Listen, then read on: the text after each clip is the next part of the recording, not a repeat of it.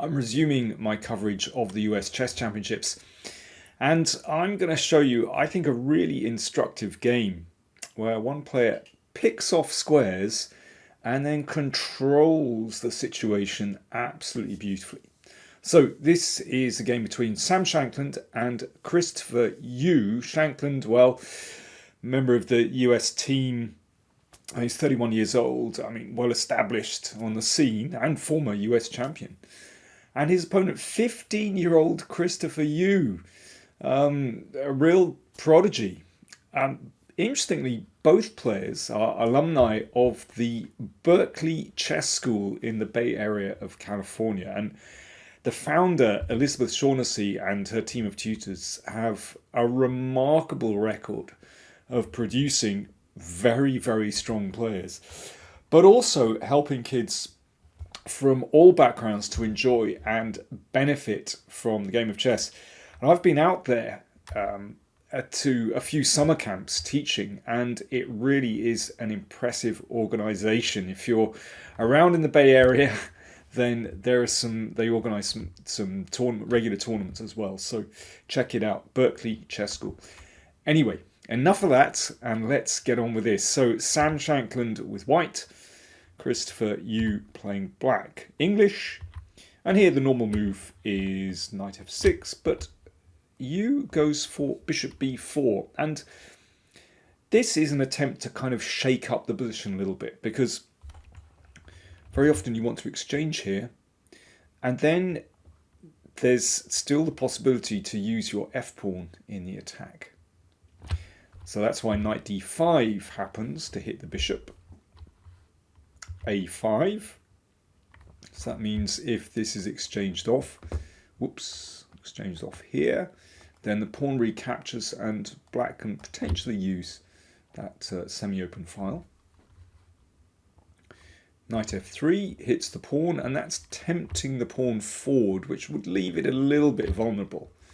So therefore d6, e3, perhaps ready to bring the bishop out, maybe to play d4. Yes, I understand. There's a pin at the moment. Knight f6, a3, so pushing the bishop back. Exchange in the middle. So the bishop now goes back to c5 and d4. So now we can see how the pawn supports white in the center. Exchange of pawns. Bishop b6. So white has these double pawns, but actually they've allowed white to conquer a lot of space in the middle of the board, and that bishop is really shut out of play. And you can see here also that, well, there are nice pawns on the king side, but no pieces.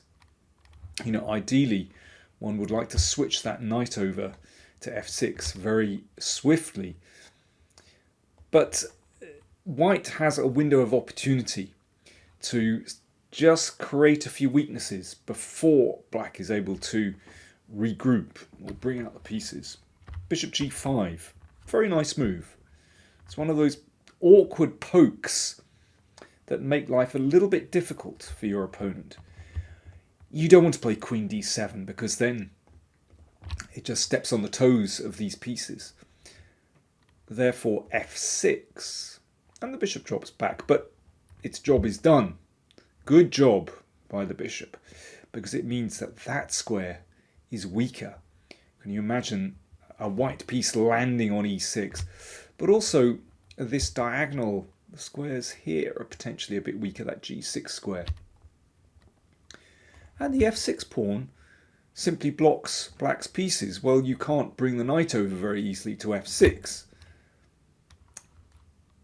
Let's see how this works out in practice. Bishop d3. And white is all ready to attack along this diagonal. And if h6 is played, then the horrible weaknesses on the light square. So, f5 feels almost like a forced move. But there are consequences to advancing that f-pawn. Well, I've already mentioned the e6 square is weak. But also now the g5 square can potentially be used by white. Queen c2. Pressure on the diagonal. discourages black from playing pawn to f4, and also potentially prepares queenside castling. At some moment, it could well be possible for white to get in knight g5 and just plonk that knight on e6. Can't at the moment, got to be careful of this, but that's in the air. H6 feels like a normal move here to stop knight g5 and prepare f4, but then castles queenside. That's going to have to be played, and you can see how white has very nice control over that diagonal. The rook is going to come to e1. You never know. An exchange sack is in the air. It looks like an interesting position for white to play, basically. Much more fun for white to play than black. And the king is relatively safe on the queen side. And what about g6 and then f4? Well, bishop g5. I mean, this is a tricky position. And the rook swings over. There's potential to play h4, h5 to open up the h-file. Okay, so summing that up, this is not an easy position for black. However, black sets up on the king side. You decided to really go for it. I mean, this is such a vigorous move. I don't think there's an easy continuation for black in this position. But f4 is really going for it because, of course, it sacrifices a pawn. Now, the bishop is attacked here, drops back, but it has meant that after the check, white's king is displaced. King f1. Not that that's a huge issue, because the rook comes over. I mean, white has a lot of pieces around the king. But it has meant that black has developed fairly quickly. h4. Good move. So basically, Sam is making a virtue of that rook on h1. Looking to advance and just crack open the king side. And yeah, white's rook's actually very nicely placed here. Knight d7, h5, the pawn just trundles on, and let's say rook e8. I mean, rook e8 looks like a normal move.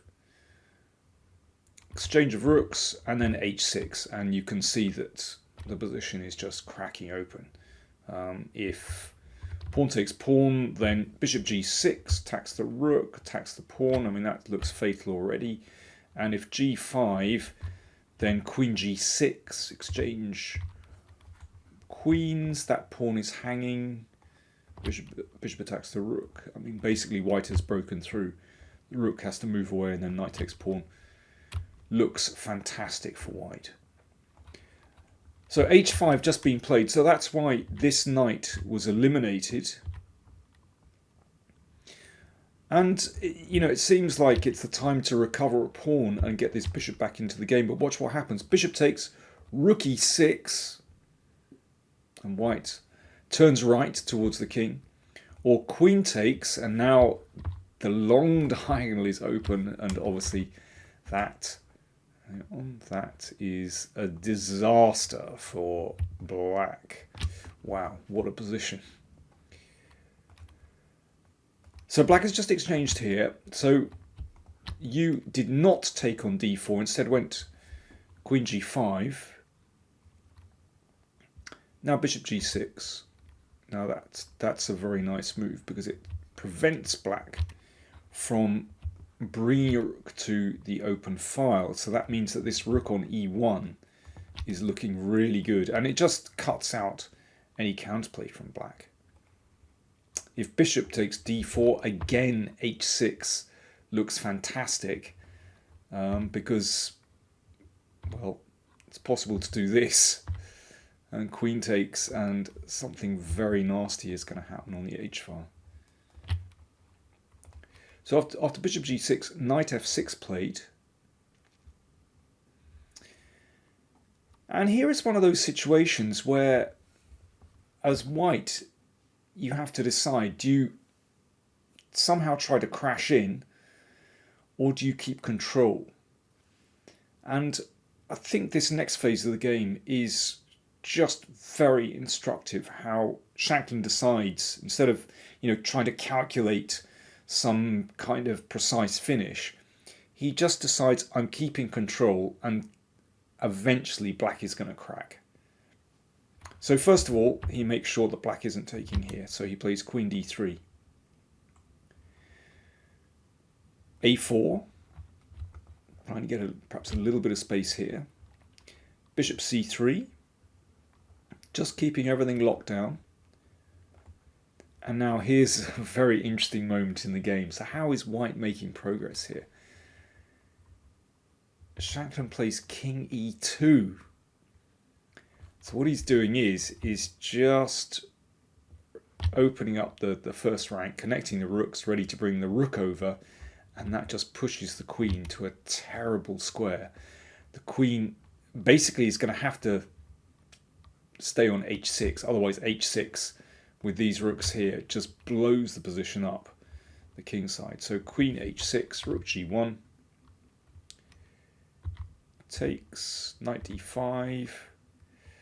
So how exactly is white going to make the breakthrough? Needs to just get that queen out of the way and then play h6. I mean, everything is lined up here. But first of all, okay, that knight gets pushed back and the king steps over to d2. This is all very careful preparation. Of course, black cannot contemplate taking here because that would lose the queen straight away. Rook a5, okay.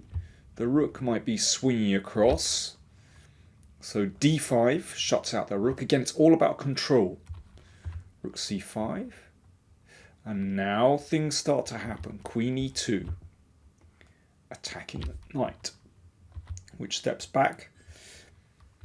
Bishop c2. There we are. It's a one-track plan, but basically rook g6 is going to happen. And it's all very logical.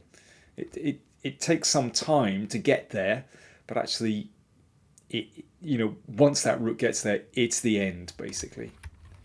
Rook f6. Now, it stops rook g6 for the moment, because if rook g6, then that gets taken, and that gets taken. So before rook g6 can happen, queen f1. It's quite a clunky plan, but it is absolutely sound. So the queen just will protect the rook, basically. And there's nothing to stop this. Rook g6, there you go. That's what I mean by protecting the rook. So after this, you win the queen. And if the queen drops back, then you take here, nasty discovered attack. B takes c4. King just drops back. That's just Sam enjoying himself there. Just making sure the king just steps out of anything here. You could take the queen straight away. The rook goes back. Rook takes queen. So now white is a queen for a rook up. And now, well, it's very, very easy. Queen comes in and rook g1. That was the final move of the game. Christopher Yoo resigned. Mate threatened here. And if rook f7, well, that's another piece gone. I think I'd swipe that off and then have another think about how exactly to proceed. But yeah, it's going to be mate very shortly. Beautiful game from Sam Shankland. I like the way that he set up here and created pressure on the king side. That move, bishop g5, before then was very nice. And then beautiful control at the end to set up this idea of rook g6. Very nice game. So that win brings Sam Shankland to 5 out of 9. In the lead, Caruana with 6.5. Ray Robson just behind on 6. We go into round 10. Caruana has black against Yoo, and Robson has black against Sevian. 4 rounds to go. Very tight. Thanks for watching.